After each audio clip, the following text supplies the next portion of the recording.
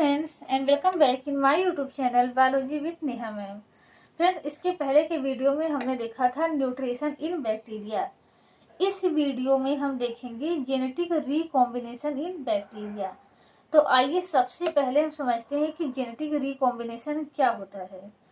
तो जब भी किसी ऑर्गेनिज्म के डीएनए से ठीक किसी और ऑर्गेनिज्म का, चाहे उसी स्पीसीज का हो चाहे किसी और स्पीसीज का हो, किसी और ऑर्गेनिज्म का डीएनए जुड़ जाता है तो इसी को कहा जाता है रिकॉम्बिनेशन, यानी कि नया कॉम्बिनेशन। अभी इस जीव के पास क्या था, केवल अपना डीएनए था, तो अपने ही जीन्स थे। अब इसमें क्या हो गया, कुछ नए जीन आ गए, यानी एक नया कॉम्बिनेशन बन गया।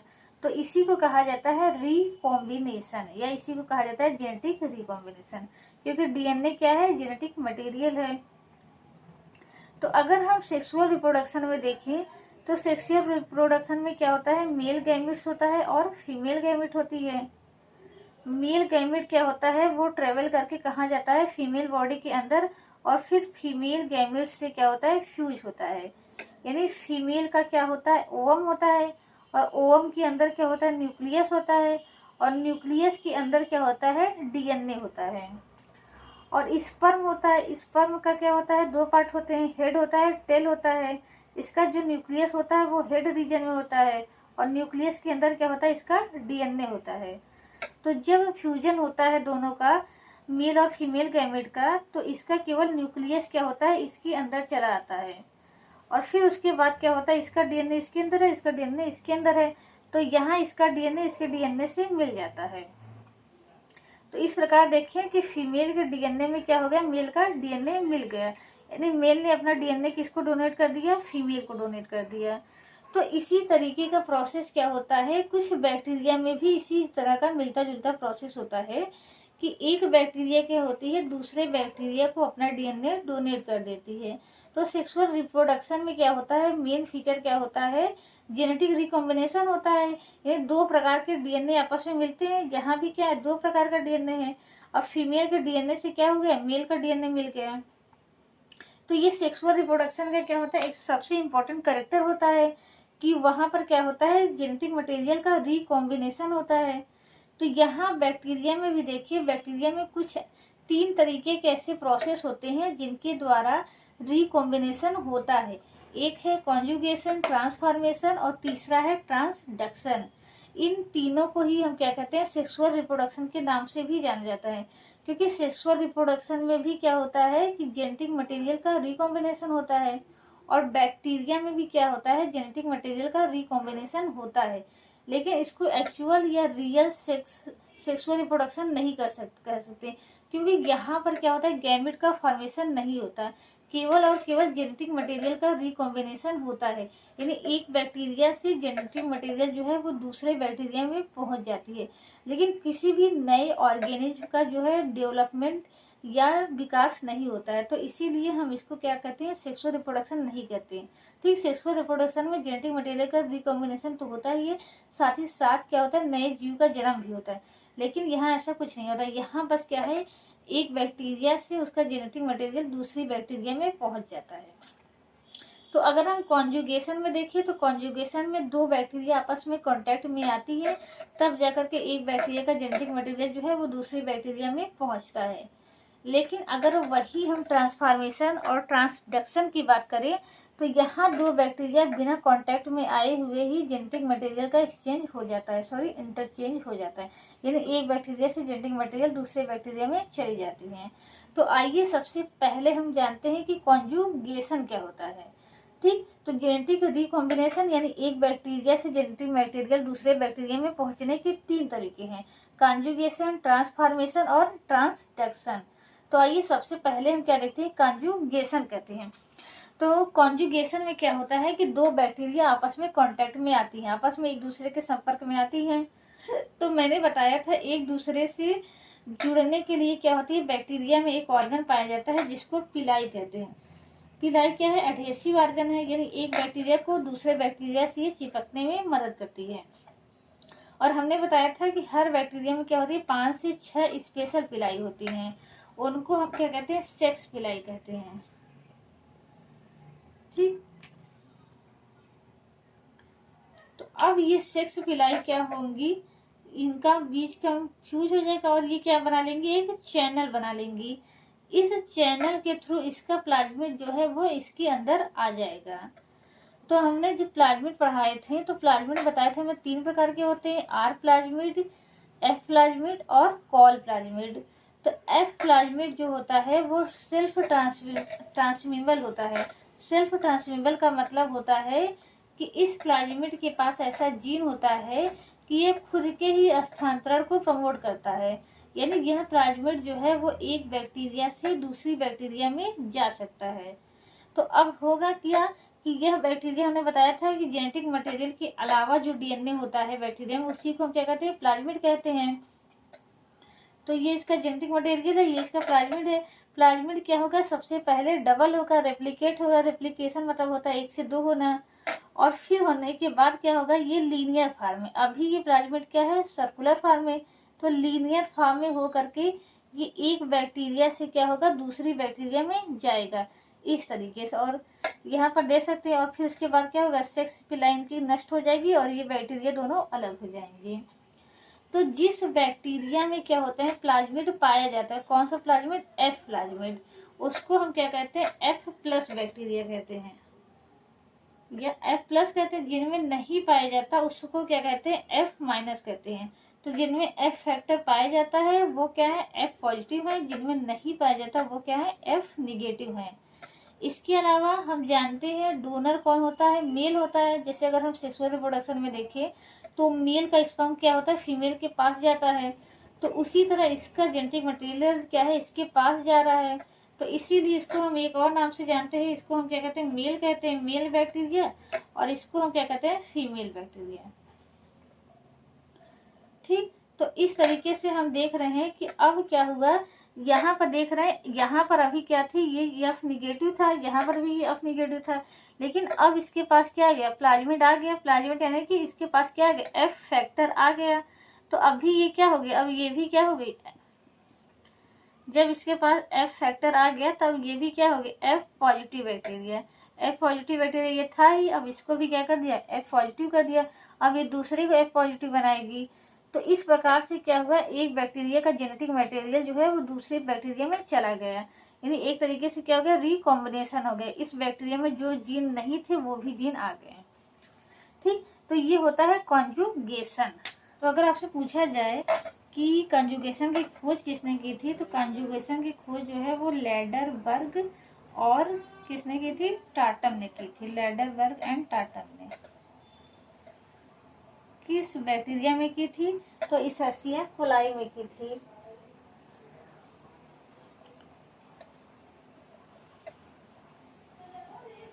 इशर्सिया कोलाई। ठीक, इसको शॉर्ट में हम क्या कहते हैं, ई कोलाई भी कहते हैं। तो कॉन्जुगेशन का फायदा क्या है, तो कॉन्जुगेशन में देख रहे हैं कि एक बैक्टीरिया का डीएनए जो है वो दूसरी बैक्टीरिया में जा रहा है। तो इससे क्या होता है, जेनेटिक डाइवर्सिटी जो है बैक्टीरिया में बढ़ती है। जेनेटिक डाइवर्सिटी इंक्रीजेज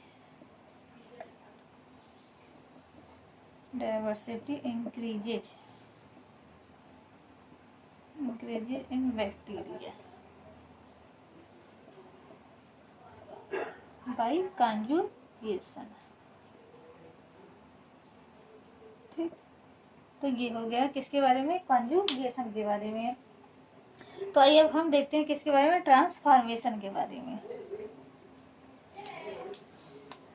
तुम्हारा कंजुगेशन खत्म हो गया, अब हम किसके बारे में देख रहे हैं, transformation.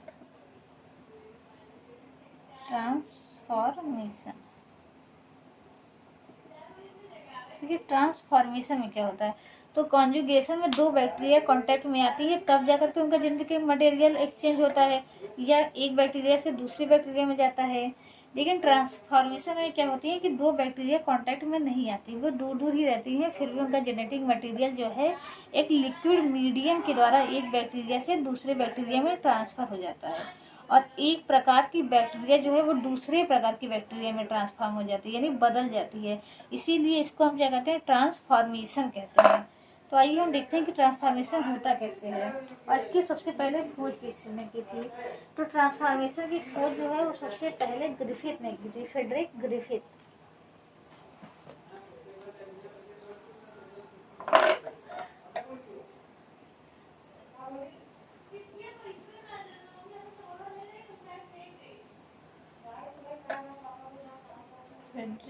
Griffith.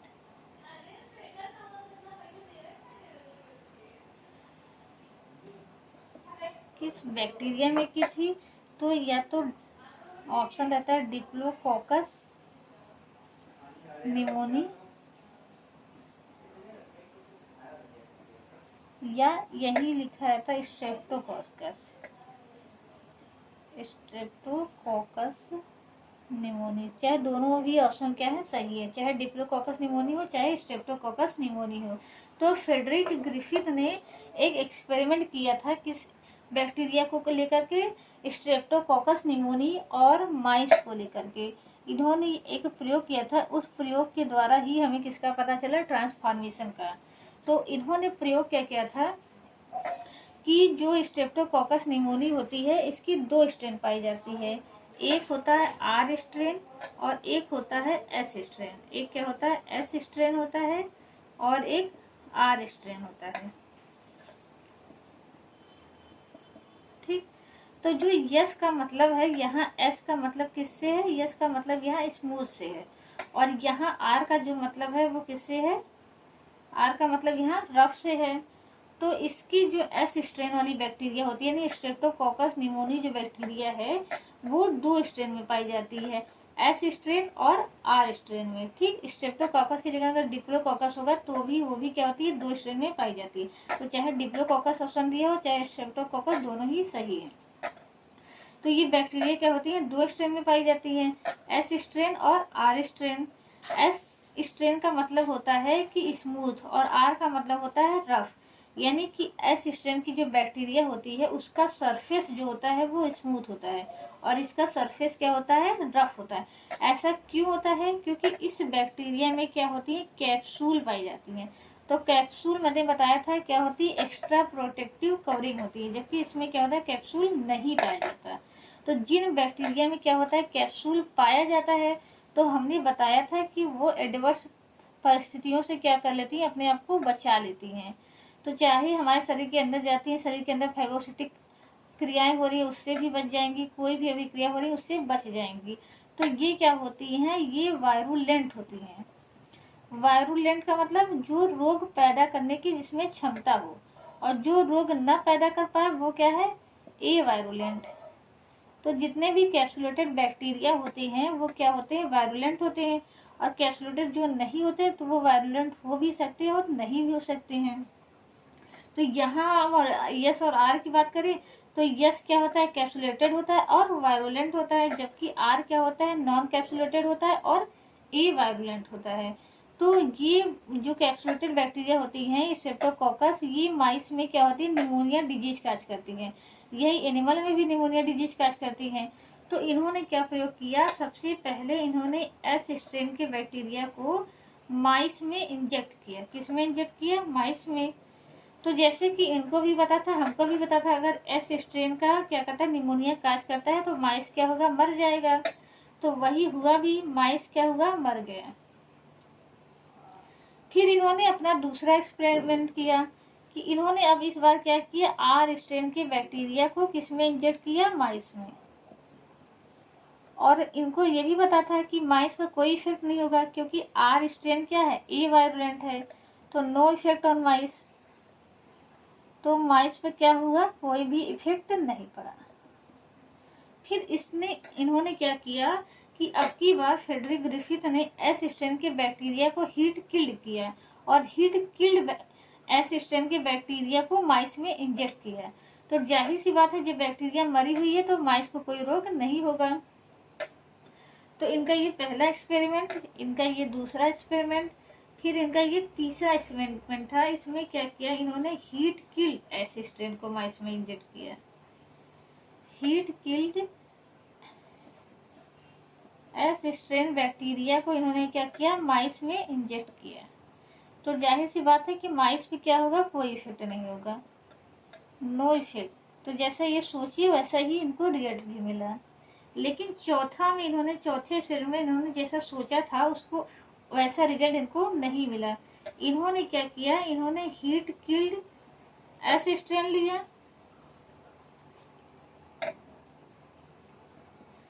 Heat killed S strain लिया, ठीक। प्लस इन्होंने क्या किया, रफ स्ट्रेन बैक्टीरिया लिया, आर स्ट्रेन, यानी अब की बार इन्होंने दोनों लिया।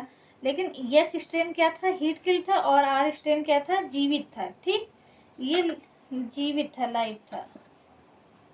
ठीक, तो अगर देखा जाए कि जब हीट किल्ड को लिया तो माउस नहीं मरा, और जब आर स्ट्रेन को इंजेक्ट किया तो भी माउस नहीं मरा। तो इस प्रकार से देखा जाए तो माउस पर कोई इफेक्ट नहीं होना चाहिए था, यानी उसको निमोनिया नहीं होना चाहिए था, उसकी डेथ नहीं होनी चाहिए थी। लेकिन जब इसको उन्होंने माइस को इंजेक्ट किया तो माइस की क्या हो गई, डेथ हो गई। तो ये इनके लिए क्या था, सरप्राइजिंग एक्सपेरिमेंट था, क्योंकि हीट किल्ड का जो जब इंजेक्ट किया कोई इफेक्ट नहीं पड़ा, आर स्ट्रेन को इंजेक्ट किया कोई इफेक्ट नहीं पड़ा, लेकिन जब दोनों को एक साथ इंजेक्ट कर दिया तो क्या हो गई, माइस की डेथ हो गई।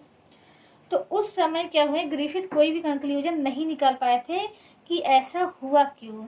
इन्हें लगा कि कुछ भी हो सकता है, कि ऐसा कुछ हुआ होगा कि एस स्ट्रेन का बैक्टीरिया क्या हुआ होगा, जीवित हो गया होगा, या आर स्ट्रेन का बैक्टीरिया जो है वो एस स्ट्रेन के बैक्टीरिया में कन्वर्ट हो गया होगा।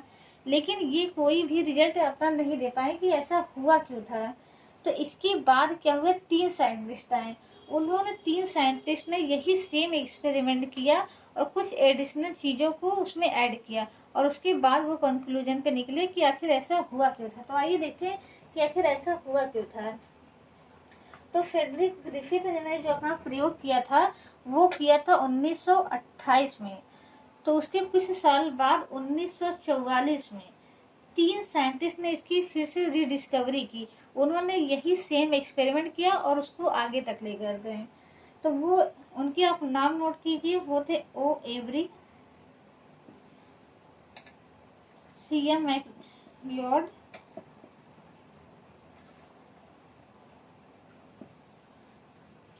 And third one M C Carty, M C. Carty. तो ये 3 साइंटिस्ट थे, इन्होंने यही सेम एक्सपेरिमेंट किया कब, 1984 में, और ग्रिफिथ ने कब किया था, 1988 में। ठीक, तो इन्होंने भी क्या किया, यही सेम एक्सपेरिमेंट किया और इनको भी क्या हुए, सेम रिजल्ट मिले। तो इसके आगे इन्होंने क्या किया, अब इसके बाद इन्होंने क्या किया कि इन्होंने जो डेथ माइस था उसका डिसेक्शन किया। तो उसके डिसेक्शन करने पर इन्होंने देखा कि जो माइस था उसके अंदर क्या थी, लिविंग एस स्ट्रेन बैक्टीरिया थी, जबकि इन्होंने क्या किया था, non living S strain bacteria को उसमें इंजेक्ट किया था। तो वो इस कंक्लूजन में निकले कि हो सकता है कि आर स्ट्रेन की बैक्टीरिया में कुछ ऐसा रहा हो, कोई ऐसा कंपाउंड रहा हो जिसने तो वो इस कंक्लूजन पे निकले कि इस एस स्ट्रेन के बैक्टीरिया में कोई ऐसा कंपाउंड रहा हो जिसने आर स्ट्रेन के बैक्टीरिया को एस स्ट्रेन बैक्टीरिया में बदल दिया हो। क्योंकि जब इन्होंने माइस का डिसेक्शन किया तो माइस में क्या हुए, जीवित एस स्ट्रेन बैक्टीरिया मिली, जबकि इन्होंने क्या किया था, मृत को इंजेक्ट किया था।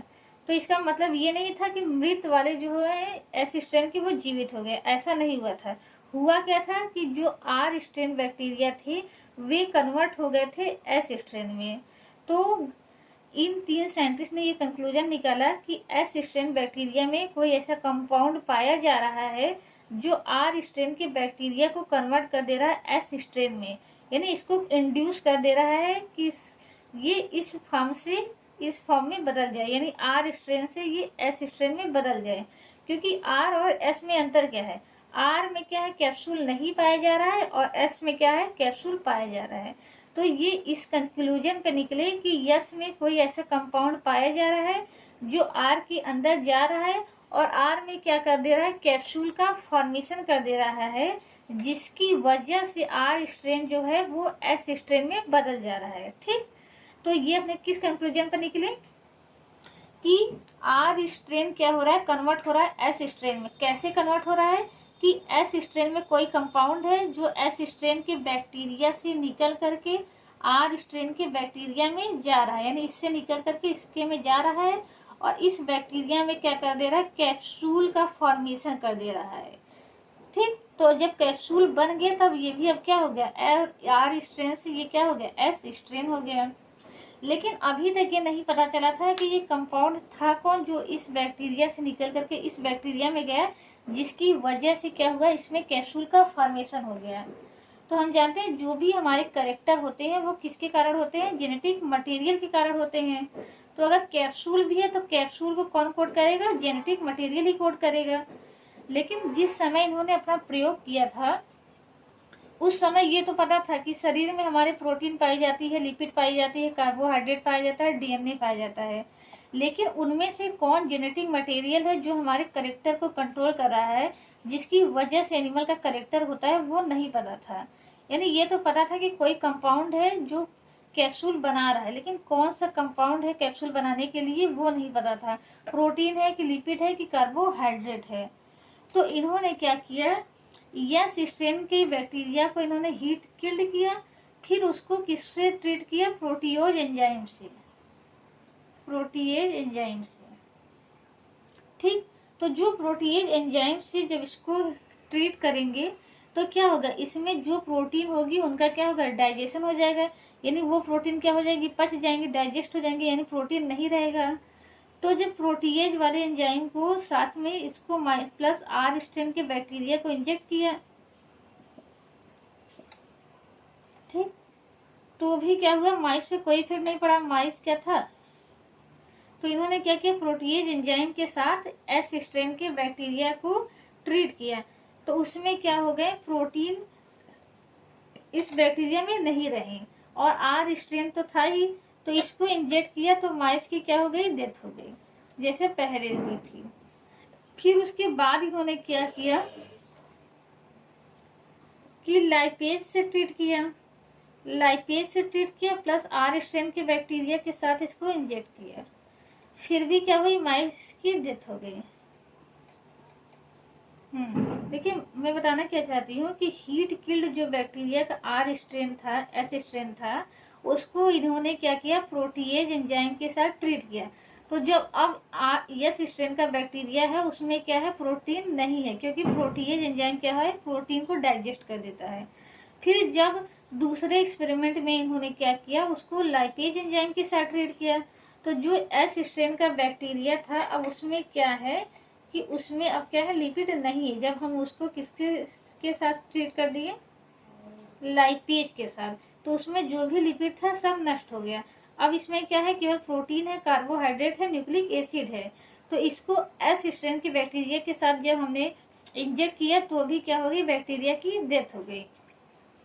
फिर इन्होंने एस स्ट्रेन बैक्टीरिया को डीएनएज के साथ ट्रीट किया और फिर इसको आर स्ट्रेन के बैक्टीरिया के साथ माइस में इंजेक्ट किया। लेकिन इस बार क्या हुई, माइस की डेथ नहीं हुई, माइस क्या हुआ, लिविंग ही रहा। यानी माइस में निमोनिया नहीं हुआ और माइस जीवित ही रहा। तो ऐसा क्यों हुआ, ऐसा इसलिए हुआ क्योंकि हमने क्या किया था, एस स्ट्रेन के बैक्टीरिया को किसके साथ ट्रीट किया था, डीएनए के साथ। जैसे इसको इधर से समझिए, जैसे ये बैक्टीरिया है, पहले ये जीवित थी, जब इसके ऊपर क्या था, कैप्सूल था। जब बैक्टीरिया को इसको ट्रीट किया गया, किससे, हीट से ट्रीट किया गया, तो ये मर गई। उसके बाद जब हमने इसको किससे ट्रीट किया, डीएनएज के साथ। डीएनएज क्या है, एक एंजाइम है जो डीएनए को क्या कर देता है, पचा देता है। तो इसके अंदर जो डीएनए था वो क्या होगा, पच गया, वो डाइजेस्ट हो गया। तो इससे ये निष्कर्ष निकला कि डीएनए ही है जो एक बैक्टीरिया से दूसरे बैक्टीरिया में जाता था, जिसकी वजह से जो नॉन कैप्सुलेटेड बैक्टीरिया थी उसमें कैप्सूल का फॉर्मेशन हो जाता था। क्योंकि जब प्रोटीन नहीं था तो भी बैक्टीरिया में कैप्सूल का फॉर्मेशन हुआ, लिपिड नहीं था तो भी बैक्टीरिया में कैप्सूल का फॉर्मेशन हो गया और माउस क्या हो गया, मर गया। लेकिन जब डीएनए नहीं था तब बैक्टीरिया में कैप्सूल का फॉर्मेशन नहीं हुआ, बैक्टीरिया वायरुलेंट या यस टाइप नहीं हुई, जिसकी वजह से क्या हुआ, माइस जो है वो जीवित रहा। तो ये प्रयोग जो है मैंने आपको विस्तार से बताया। ये प्रयोग आप पढ़ते हैं जब जेनेटिक्स पढ़ते हैं, वहां जब प्रूव करना होता है कि प्रूफ कीजिए कि डीएनए ही क्या है, जेनेटिक मटेरियल है, तो वहां पर हम ये एक्सपेरिमेंट प्रयोग करते हैं। इसको कहा जाता है फ्रीडिक experiment, DNA as a genetic material. कि फ्रीडिक के एक्सपेरिमेंट से ही सबसे पहले पता चला था कि डीएनए ही क्या है, जेनेटिक मटेरियल है। डीएनए ही जेनेटिक मटेरियल है, इसका मतलब है डीएनए ही है जो किसी जीव के कैरेक्टर को रेगुलेट करता है। यानी किस जीव में कौन सा कैरेक्टर होना चाहिए कौन डिसाइड करता है, डीएनए करता है। क्योंकि हमने यहाँ देखा जब एस स्ट्रेन के बैक्टीरिया को हमने प्रोटीएज के साथ ट्रीट किया तो इसका मतलब है कि उसके अंदर प्रोटीन नहीं है। यानी जब इस बैक्टीरिया को हम किससे ट्रीट करेंगे, प्रोटीएज से ट्रीट करेंगे, तो इसके अंदर का क्या हो जाएगा, प्रोटीन नष्ट हो जाएगा, लेकिन इसके अंदर का डीएनए तो रहेगा ही। और इसके अंदर का ये डीएनए निकल करके कहाँ जाएगा, इस बैक्टीरिया के डीएनए के अंदर, इस बैक्टीरिया के सेल के अंदर जाएगा। और यह बैक्टीरिया क्या होगी, कन्वर्ट हो जाएगी किसमें, अभी क्या थी जब कैप्सूल नहीं था तब ये क्या थी, आर टाइप थी, लेकिन जब इसके अंदर डीएनए आ गया तब ये किसमें कन्वर्ट हो जाएगी, एस टाइप में कन्वर्ट हो जाएगी। उसी तरह इसके अंदर लिपिड नहीं है, कोई बात नहीं, इसके अंदर डीएनए है, इसका डीएनए इसके अंदर चला जाएगा और ये कन्वर्ट हो जाएगी एस टाइप में। लेकिन अब हमने तीसरे एक्सपेरिमेंट में क्या किया, हमने डीएनए एंजाइम का उपयोग किया और डीएनए एंजाइम ने क्या किया, डीएनए को डाइजेस्ट कर दिया। तो जब डीएनए है ही नहीं तो डीएनए इसके अंदर भी नहीं जाएगा, तो ये आर टाइप से क्या होगी, आर टाइप ही रहेगी। और माउस क्या होगा, माउस में निमोनिया नहीं होगी और माउस क्या होगा, लिविंग ही रहेगा। यानी जब डीएनए इसके अंदर जाएगा तभी इसके अंदर क्या होगा, कैप्सूल बनेगा, और तब जाकर के जो एस टाइप ये थे और ये क्या था, आर टाइप था, ये कन्वर्ट हो जाएगा एस टाइप में। तो यानी जो कैरेक्टर है वो किसके द्वारा रेगुलेट हो रहा है, यहाँ देख रहे हैं कैप्सूल का फॉर्मेशन किसके द्वारा हो रहा है, डीएनए के द्वारा हो रहा है। तो इसीलिए डीएनए ही क्या है, हमारा जेनेटिक मटेरियल है, किसी भी जीव का जेनेटिक मटेरियल है। तो ट्रांसफॉर्मेशन क्या होता है, ट्रांसफॉर्मेशन में एक प्रकार की बैक्टीरिया जो है वो दूसरे प्रकार की बैक्टीरिया में कन्वर्ट हो जाती है। आर प्रकार की बैक्टीरिया जो है वो एस प्रकार की बैक्टीरिया में कन्वर्ट हो जाती है। क्यों कन्वर्ट हो जाती है, क्योंकि एस टाइप का जो बैक्टीरिया होता है उसका डीएनए जो है वो आर टाइप की बैक्टीरिया में आ जाता है। तो इसके पास ये जो डीएनए होता है इसके पास क्या होती है, कोड होती है, इसके पास सूचना होती है कैप्सूल के सिंथेसिस के। तो इसके द्वारा क्या होता है, इसमें जो इन्फॉर्मेशन होती है उसके द्वारा क्या होता है, बैक्टीरिया में कैप्सूल की सिंथेसिस हो जाती है और ये बैक्टीरिया आर से क्या होती है, एस टाइप में कन्वर्ट हो जाती है। तो इसी को कहा जाता है ट्रांसफर, जब ट्रांसफॉर्मेशन, जब एक प्रकार की बैक्टीरिया जो है वो दूसरे प्रकार की बैक्टीरिया में ट्रांसफर हो जाती है। अभी तक क्या था, ये आर टाइप था क्योंकि इसके पास वो जीन नहीं था जो कैप्सूल बना सके, लेकिन जब इसका डीएनए इसके पास आ गया तो वो जीन भी आ गया जो क्या कर सके, कैप्सूल बना सके, और आर टाइप की बैक्टीरिया कन्वर्ट हो गई एस टाइप में। और अब ये क्या हो गई, ये भी वायरुलेंट हो गई, जिसके कारण क्या हो गया, माइस को क्या हो गया, निमोनिया हुआ, फिर माइस की डेथ हो गई। तो ये हो गया ट्रांसफॉर्मेशन के बारे में। आइए अब हम देखते हैं ट्रांसडक्शन के बारे में। तो फ्रेंड मैं जितना अच्छा कोशिश कर रही हूँ कि समझा सकूँ उतना अच्छा समझा रही हूँ, लेकिन आप कमेंट करके बता सकते हैं कि और किस तरीके से मैं पढ़ा सकती हूँ जिससे आपको और ज़्यादा समझ में आए, आपको और ज़्यादा सुविधा हो। तो जब हमने वायरस पढ़ा था तो इस ट्रांसडक्शन में क्या होता है, अभी हमने ट्रांसफॉर्मेशन में क्या देखा है कि एक बैक्टीरिया का जेनेटिक मटेरियल जो है वो दूसरी बैक्टीरिया में चला गया। तो वहाँ मीडियम क्या था, एक लिक्विड मीडियम के द्वारा, यानी इस बैक्टीरिया का जेनेटिक मटेरियल इस लिक्विड मीडियम में आया, फिर इस लिक्विड मीडियम से कहाँ चला गया, इस बैक्टीरिया के अंदर चला गया। ट्रांसडक्शन में भी यही होता है कि दो बैक्टीरिया कांटेक्ट में नहीं आते, लेकिन उनका जेनेटिक मटेरियल क्या होता है, एक बैक्टीरिया से दूसरी बैक्टीरिया में चला जाता है एक वायरस के द्वारा। तो जब वायरस के द्वारा एक बैक्टीरिया का जेनेटिक मटेरियल दूसरी बैक्टीरिया में जाता है तो इसको क्या कहते हैं, ट्रांसडक्शन कहते हैं। यानी एक बैक्टीरिया से जो जेनेटिक मटेरियल है एक वायरस के द्वारा, वायरस कौन, बैक्टीरियोफेज, क्योंकि जो बैक्टीरिया को इन्फेक्ट करेगा वो क्या होगा, बैक्टीरियोफेज कहलाएगा। ठीक, तो एक बैक्टीरिया से जेनेटिक मटेरियल क्या होता है, जेनेटिक मटेरियल शॉर्ट में लिख दे रही हूँ, एक बैक्टीरिया का जेनेटिक मटेरियल कहाँ चलाता है, दूसरे बैक्टीरिया में, किसके द्वारा, वायरस के द्वारा। वायरस कौन सा वायरस, बैक्टीरियोफेज वायरस। तो जैसा कि जब हमने वायरस की लाइफ साइकिल पढ़ी थी तब हमने पढ़ा था कि वायरस में दो प्रकार की लाइफ साइकिल होती है, एक होती है लाइटिक और दूसरी होती है लाइसोजेनिक। तो लाइटिक और लाइसोजेनिक ये आप अच्छे समझ चुके हैं। तो लाइटिक जो वायरस क्या होते हैं, जो बैक्टीरियोफेज क्या करते हैं, लैक्टिक साइकिल परफॉर्म करते हैं, उनको हम क्या कहते हैं, वायरुलेंट कहते हैं। और जो लाइसोजेनिक साइकिल परफॉर्म करते हैं उनको हम क्या कहते हैं, ए वायरुलेंट कहते हैं, या इसी को हम क्या कहते हैं, टेम्परेट कहते हैं। ये नाम आप अच्छे से याद रखे रहिए, क्योंकि जो अभी मैंने बताया आर टाइप, एस टाइप, ये भी पूछा गया है क्वेश्चन में। ये भी पूछा गया है लाइसोजेनिक साइकिल कौन सा फेज जो है परफॉर्म करता है, ए वायरुलेंट, टेम्परेट, वायरुलेंट, ऐसे करके ऑप्शन दे दिया जाएगा आपको। तो वायरस में दो प्रकार की साइकिल होती है, लाइटिक और लाइसोजेनिक। और लाइटिक साइकिल जो वायरस परफॉर्म करते हैं उनको क्या कहते हैं, वायरुलेंट, और जो लाइसोजेनिक परफॉर्म करते हैं उनको कहते हैं ए वायरुलेंट या टेम्परेट। तो जो ट्रांसडक्शन होता है ये क्या होता है, इनके आधार पर दो प्रकार का होता है। एक होता है जनरलाइज ट्रांसडक्शन और एक होता है स्पेशल ट्रांसडक्शन। तो जो वायरुलेंट फेज होते हैं वो क्या करते हैं, उनके द्वारा क्या होता है, जनरलाइज ट्रांसडक्शन होता है।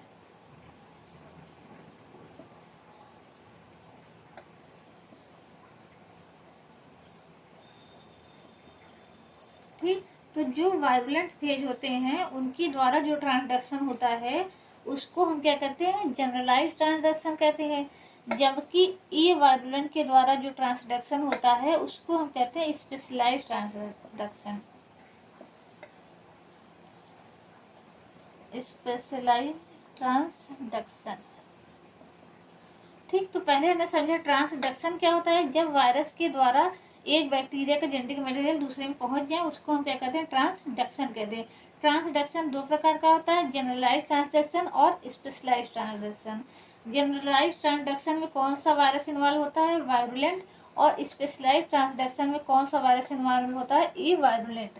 तो ये आपको अच्छे से तब समझ में आएगा जब हम क्या करेंगे, लाइटिक और लाइसोजेनिक साइकिल अच्छे से बना करके समझेंगे। तो आइए सबसे पहले हम समझते हैं जनरलाइज ट्रांसडक्शन, जिसके द्वारा हमें क्या बनाना पड़ेगा, लैक्टिक साइकिल का फिगर बनाना पड़ेगा। तो आइए हम देखते हैं। तो यहाँ पर मैंने किसका फिगर बनाया है, लैक्टिक साइकिल का। तो लैक्टिक साइकिल के द्वारा हम समझेंगे कि जनरलाइज ट्रांसडक्शन क्या होता है।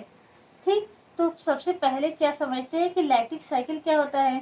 तो लैक्टिक साइकिल में हम जानते हैं कि जो बैक्टीरियोफेज होता है वह अपना जेनेटिक मटेरियल बैक्टीरिया के अंदर इंजेक्ट कर देता है।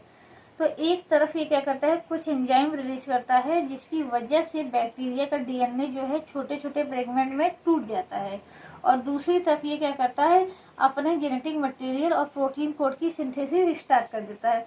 तो जब पर्याप्त मात्रा में जेनेटिक मटेरियल और प्रोटीन कोड बन जाते हैं तो उनकी क्या होती है, असेंबलिंग होती है, यानी जेनेटिक मटेरियल और प्रोटीन कोड आपस में जुड़ते हैं।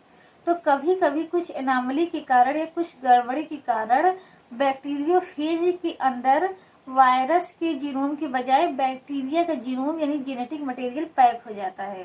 तो जैसा कि यहाँ देख सकते हैं, रेड कलर से क्या है, वायरल जीनोम, और ब्लैक कलर से क्या है, बैक्टीरियल जीनोम। तो यहाँ आप इन दो बैक्टीरियोफेज में देख सकते हैं कि वायरस के बजाय बैक्टीरिया का जीनोम जो है उनके अंदर आ गया है। तो अब क्या होगा, ये सेल जो होगी बर्स्ट होगी और बैक्टीरियोफेज क्या होंगे, रिलीज होंगे। तो अब ये बैक्टीरियोफेज जब दूसरी बैक्टीरिया को इन्फेक्ट करेगा तो यह अपना जेनेटिक मटेरियल क्या है, इसके अंदर इंजेक्ट कर देगा। तो इस बैक्टीरिया का जेनेटिक मटेरियल मैंने ब्लू कलर से दिखाया है, और जो पहली बैक्टीरिया का जेनेटिक मटेरियल है यहाँ मैंने किससे दिखाया, ब्लैक कलर से दिखाया है। तो अब एक बैक्टीरिया के अंदर क्या हुआ, इसका जेनेटिक मटेरियल था ही, अब दूसरी बैक्टीरिया का भी जेनेटिक मटेरियल इसके अंदर आ गया। तो अब तीन पॉसिबिलिटी है कि क्या होगा कि यह इसका जेनेटिक मटेरियल जो है इसके जेनेटिक मटेरियल से क्या करे, इंटीग्रेट कर जाए, जुड़ जाए, तब इसको हम क्या कहेंगे, सक्सेसफुल ट्रांसडक्शन कहेंगे। या दूसरी कंडीशन हो सकती है कि इसका जेनेटिक मटेरियल जो है वो डिस्टिंग्रेट हो जाए यानी कि नष्ट हो जाए, तब इसको हम क्या कहेंगे, अनसक्सेसफुल ट्रांसडक्शन कहेंगे, क्योंकि इससे इंटीग्रेट नहीं हो पाया। और तीसरी कंडीशन होती है कि यह भी मुक्त अवस्था में रहे और यह भी मुक्त अवस्था में रहे, तब इसको हम एक स्पेशल नाम देते हैं, एबॉर्टिव ट्रांसडक्शन। ठीक, तो ये नाम आप याद रखिएगा। एबॉर्टिव ट्रांसडक्शन कब कहते हैं, जब दोनों बैक्टीरिया का जीनोम जो है वो स्वतंत्र रूप से रहे, यानी आपस में जब इंटीग्रेट हो गए तो सक्सेसफुल, ये डीएनए जब इसका नष्ट हो गया तो अनसक्सेसफुल ट्रांसडक्शन, और जब स्वतंत्र रूप से रह रहा है यानी बैक्टीरिया के जीनोम से जुड़ नहीं रहा है तब उसको हम कहते हैं एबॉर्टिव ट्रांसडक्शन। तो इस ट्रांसडक्शन को क्या कहते हैं, हम जनरलाइज ट्रांसडक्शन कहते हैं। Generalized transduction. ठीक, तो इसको हम जनरलाइज्ड ट्रांसडक्शन क्यों कह रहे हैं? क्योंकि हम यहाँ देख रहे हैं कि बैक्टीरिया का कोई भी जीन जो है वो वायरस की जीन के अंदर आ सकता है और उसका ट्रांसडक्शन हो सकता है। यानी एक बैक्टीरिया का कोई भी जीन जो है वो दूसरी बैक्टीरिया की जीन की दूसरे बैक्टीरिया के अंदर आ सकता है। यानी इसका कोई भी जीन, ये जीन, ये जीन, ये जीन, यानी कोई भी पार्ट जो है वो इसके साथ जो है इसकी कैप्सूल में जा सकता है और इसकी कैप्सूल के द्वारा दूसरे बैक्टीरिया में जा सकता है। यानी जनरलाइज्ड ट्रांसडक्शन क्या होता है? जनरली किसी भी पार्ट का जो है वो ट्रांसडक्शन जब हो जाए तो क्या होता है? जनरलाइज्ड ट्रांसडक्शन होता है। यानी कोई फिक्स नहीं होता है कि जो ट्रांसडक्शन होगा वो केवल इसी पार्ट का होगा, यानी यही पार्ट जो है एक बैक्टीरिया से दूसरी बैक्टीरिया में जाएगा।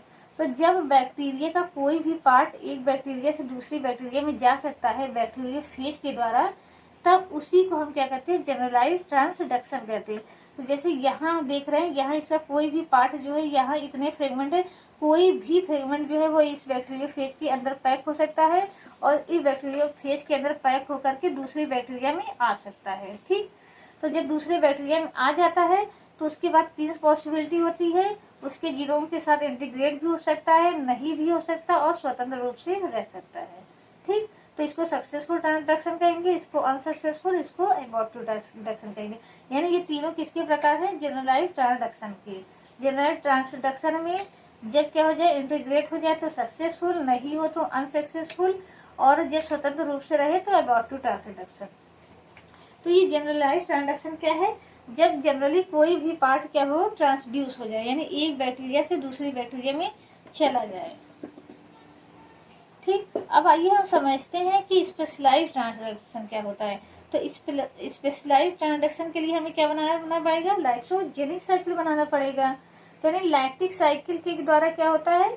जनरलाइज्ड ट्रांसडक्शन होता है, और लाइसोजेनिक साइकिल के द्वारा क्या होता है? स्पेशलाइज्ड ट्रांसडक्शन होता है।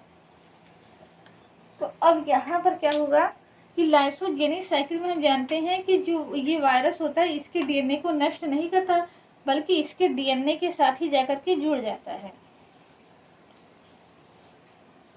ठीक, तो ये क्या है? बैक्टीरिया का जीन है और इसके साथ क्या होगा? वायरस का जीन आकर के जुड़ जाएगा। वायरस का जीन हम रेड कलर से बना रहे हैं। ठीक,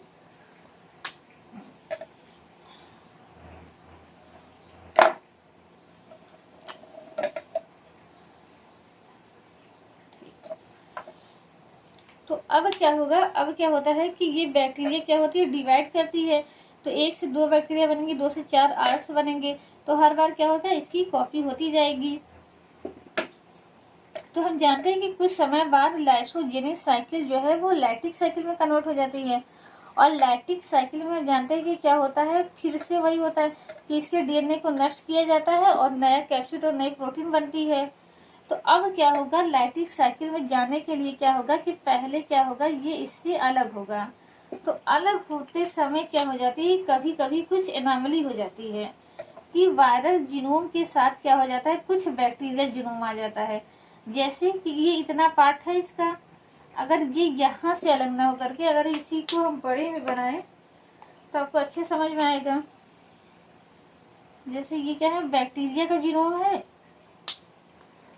और उसी के साथ साथ ये वायरस का जीनोम है। ठीक, अलग होने समय अगर ये रेड वाला पार्ट अलग हो गया तब तो कोई बात नहीं, तब कोई एनॉमली नहीं आएगी। लेकिन अलग होते समय अगर यहाँ से अलग हो, ये यहाँ से इतना पार्ट इस तरीके से, तब हम ये देख सकते हैं। तब इसके अंदर क्या आ गया? इसके अंदर क्या है? वायरल जीन भी है और थोड़ा सा क्या है? इसके अंदर बैक्टीरियल जीन भी है। ये इस तरीके से, तो यानी जब भी क्या होगा? एनॉमली होगी, जब भी अटैच होगा या इधर का पार्ट या तो इधर का पार्ट, ये किसके साथ आ जाएगा? ये वायरस के जीनोम के साथ आ जाएगा। तो जहाँ पर वायरस जो होते हैं, वायरल जीन जो होता है वो बैक्टीरिया की हमेशा एक स्पेसिफिक साइट से ही अटैच होता है, और उस स्पेसिफिक साइट के दोनों तरफ एक स्पेशल जीन होती हैं। एक को कहा जाता है बायोजीन, एक को कहा जाता है गाल जीन। ठीक, गाल जीन किसके लिए रिस्पॉन्सिबल होता है? ग्लैक्टोज फर्मेंटेशन के लिए, जबकि बायोजीन जो होता है वो बायोटीन सिंथेसिस के लिए रिस्पॉन्सिबल होता है। यानी अभी हम देखें तो इस बैक्टीरिया के पास, इस वायरस के पास कौन सा जीन आ गया, बायो जीन आ गया। लेकिन एक पॉसिबिलिटी ये भी है कि यहाँ से ये रिलीज हो ना हो करके ये इधर से रिलीज हो, इस तरीके से। इसको हम क्या कर देते हैं, कंप्लीट कर देते हैं। और अब वायरस क्या हो गया, यहाँ से रिलीज ना होकर के थोड़ा यहाँ से रिलीज हो, यानी इतना पार्ट इसका और इतना पार्ट इसका। अब क्या हो गया कि अब इस वायरस के अंदर क्या हुआ, अपना वायरस का जीन है और कौन सा जीन आ गया, गाल जीन आ गया। तो यानी जब भी क्या हो रहा है, हम देख रहे हैं कि एक स्पेशल पार्ट ही क्या हो रहा है, इस वायरस के साथ आ रहा है। तो जब भी ट्रांसडक्शन होगा या तो गाल जीन का होगा या तो बायो जीन का होगा, और बाकी बैक्टीरिया के किसी भी जीन का क्या होगा, ट्रांसडक्शन नहीं होगा। तो इसीलिए कहा जाता है स्पेशलाइज्ड ट्रांसडक्शन। यानी स्पेशलाइज्ड ट्रांसडक्शन में बैक्टीरिया के हमेशा एक स्पेशल पार्ट का ही ट्रांसडक्शन होगा, किसी भी पार्ट का नहीं। तो हमने कहा था कि क्या होती है, लाइसोजेनिक साइकिल जो होती है, लाइसोजेनिक साइकिल में वायरल का डीएनए और बैक्टीरियल का डीएनए क्या हो जाते हैं, आपस में एक दूसरे से ज्वाइंट हो जाते हैं। और क्या होती है, जैसे जैसे बैक्टीरिया डिवाइड होती है, बैक्टीरिया के साथ ही साथ क्या होता है, ये भी डिवाइड होते जाते हैं, सेल भी डिवाइड होते जाते हैं। ठीक, तो एक बैक्टीरिया से क्या बनेंगे, दो बैक्टीरिया बनेंगे। ठीक, और दोनों के अंदर ही क्या आ जाएंगे, फिर इस तरीके से आ जाएंगे, वायरस का जीन और बैक्टीरिया का जीन। ठीक, ये चल नहीं रहा है। ठीक, इसके अंदर क्या आ जाएगा, वायरस का जीन और बैक्टीरिया का जीन।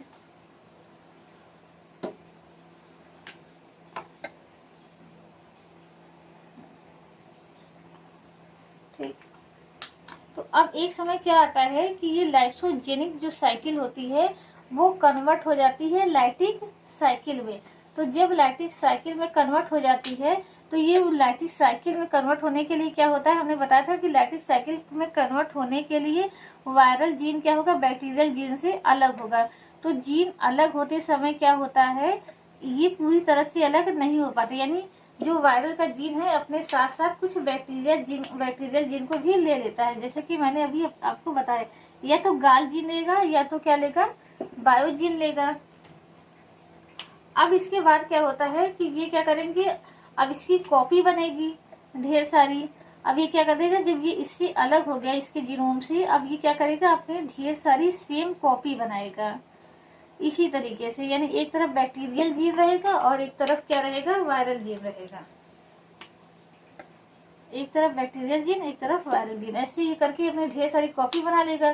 फिर उसी तरह इसकी ढेर सारी कैप्सिड भी बन जाएगी इस तरीके से।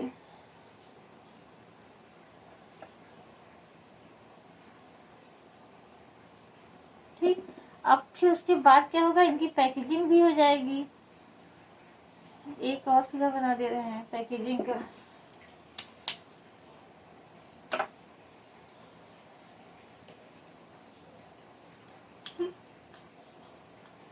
तो ये क्या हो गया, इसका कैप्सिड हो गया।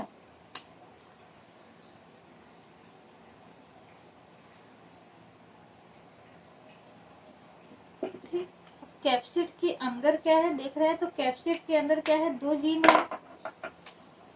इसमें साथ साथ इसके पास अब दो जीन आ गए, बैक्टीरिया का भी जीन है। ठीक, जो इससे अलग हुआ था, सही से अलग नहीं हो पाया, तो कुछ बैक्टीरिया का जीन भी आ गया, और साथ ही साथ इसके पास क्या आ गया, कुछ पोर्शन में वायरस का भी जीन है। ठीक, यानी बैक्टीरिया का जीन और वायरस का जीन, दोनों जीन आ गए इसके पास। ठीक, एक और बना दे रहे हैं।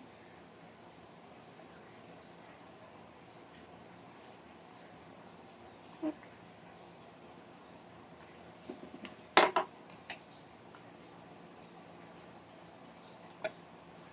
ये क्या है, ब्लैक से क्या है, बैक्टीरिया का जीन, और रेड से क्या है, वायरस का जीन। ठीक, जो वायरस था उसके पास वायरस का भी जीन है, साथ में साथ किसका जीन है, बैक्टीरिया का भी जीन है। अब ये वायरस क्या करेंगे, बैक्टीरियोफेज क्या करेगा, फटेगा, सेल क्या होगी, बस्ट होगी, और बैक्टीरियोफेज रिलीज होंगी। अब ये क्या करेंगे, ये नए सेल को इन्फेक्ट करेंगे, यानी नए बैक्टीरियोफेज को इन्फेक्ट करेंगे इस तरीके से।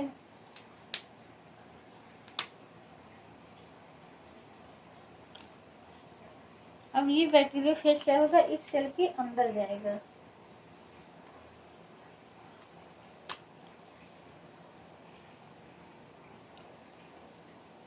ठीक, तो इसके पास क्या है, इसके पास बैक्टीरिया का भी जीन है और इसका खुद का जीन है। ठीक, इसने क्या कर दिया, अपना जेनेटिक मटेरियल इसमें डाल दिया, जिसमें क्या है, वायरस का भी डीएनए है और क्या है, बैक्टीरिया का भी डीएनए है। ठीक, और इसके साथ साथ हम देख रहे हैं बैक्टीरिया के पास अपना खुद का डीएनए तो होगा ही। ठीक, तो अब नेक्स्ट स्टेप में क्या होगा, ये जो बैक्टीरिया का डीएनए है ये जाकर के दूसरी वाली बैक्टीरिया के डीएनए के साथ जुड़ जाएगा।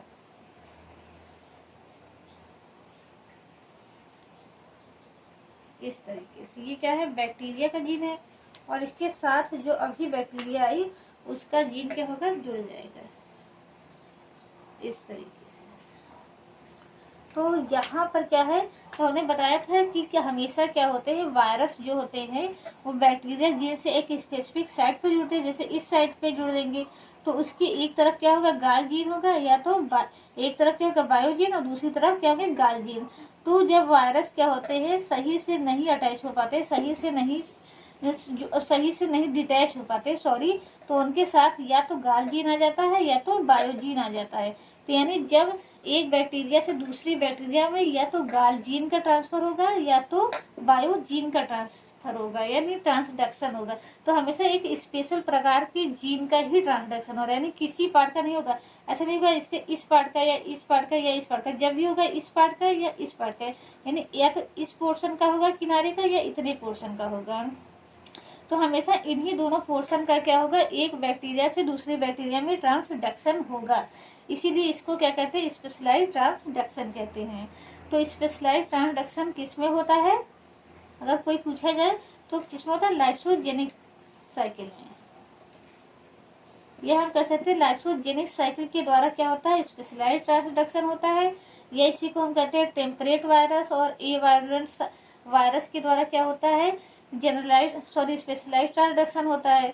और हम इसके द्वारा उसका उल्टा भी कह सकते हैं कि लैक्टिक साइकिल, या हम कहें कि वायरुलेंट वायरस के द्वारा क्या होता है, जनरलाइज्ड ट्रांसडक्शन होता है। तो आई होप आपको अब समझ में आ गया होगा कि जनरलाइज्ड ट्रांसडक्शन क्या होता है और स्पेशलाइज्ड ट्रांसडक्शन क्या होता है।